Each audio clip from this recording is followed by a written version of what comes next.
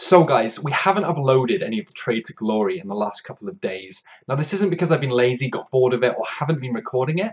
When I've been using Facecam, it seems to corrupt all of my footage because I'm using the Elgato software only. So what I'm currently doing is looking into other means and other different software I can use instead of the Elgato so that when I make these videos, it's not going to get corrupted, obviously.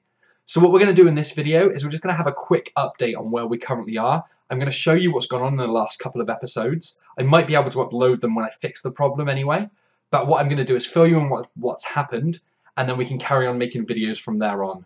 Right guys, so if we have a quick look at the transfer list here, firstly you can see all my want to watch cards are listed up. Now the reason they're all listed up is because I wasn't able to access the web app or the game today. So what I did is I listed them all up for about 10,000 coins higher than what they were selling for, hoping that we'd get lucky and sell a couple of the Premier League players that weren't playing, or that the hype around these cards would push him into a sell. The reality is I got a bit greedy, so Payet I listed up for about 20,000 more than he was selling for. Same with Sanson, about 12,000 more. And Depay, he's not playing till tomorrow, so the hype hasn't kicked in yet. It's not a huge problem, we've still got these cards. It is a little bit annoying though that we haven't been able to move them on and move into different investments. Alongside these, we've also got rid of every player that we bought for the marquee matchups, except for the two that you see here, obviously. Now, the surprising thing was, we picked all of them up for about 150, 200, and even the cards that weren't used were selling for about 250, 300 coins with just persistent listing the other day. I'm absolutely surprised that all of them sold, but I can't complain at the same time. Right, so now if we move on to the transfer targets, you can see that I've got about 10 copies of Piszczek.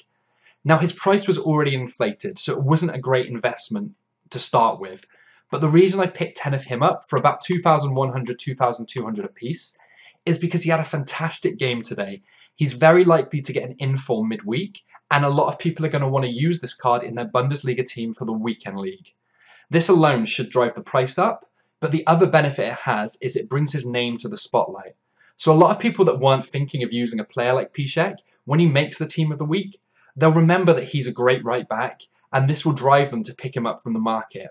I'm expecting these to sell for about 3,000 coins upward, as long as I sell them at the correct time, towards the end of the week when Weekend League's about to start. Right, so the final thing we're going to look at is going to be our club. Now, apart from the 500,000 coins worth of want-to-watch players in the Piszczeks, we've also got 751 players in the club. Now, the gold players are mainly our teams, along with a couple of squad builder challenges that I started completing, like the Russian League one here and the French League one here. Apart from that, we get onto the silvers and bronzes. Right guys, so the final thing we did, as you can see, was we got squad builder challenge Jonas. We also have completed the Liga NOS squad builder challenge now as well. Now the reason I picked him up is because I wanted a big striker that I could get used to, I could constantly play with, and I wouldn't have to worry about selling him on, watching his price, or any of those factors. So his stats look absolutely incredible, and we're going to try and build a team around him and Perba, who we got earlier as well. So we're sitting on about 530, 540,000 coins if we look at the Piszczeks, the want-to-watch cards, the gold players. Then we've got about 650 silver and bronze players that will have a use at some point, alongside two massive squad builder challenge cards. So coming into the next episode, I'm not 100% sure what I'm going to do yet, but if there's anything you guys would like to see in the episode, drop a comment down below, and then I can try and include something relevant to what you guys would like to learn. If you guys are still enjoying the series, and again, I'm really sorry I haven't uploaded recently, it wasn't my fault, I promise, then if you could leave a like, and if you're new, subscribe, that would be absolutely fantastic.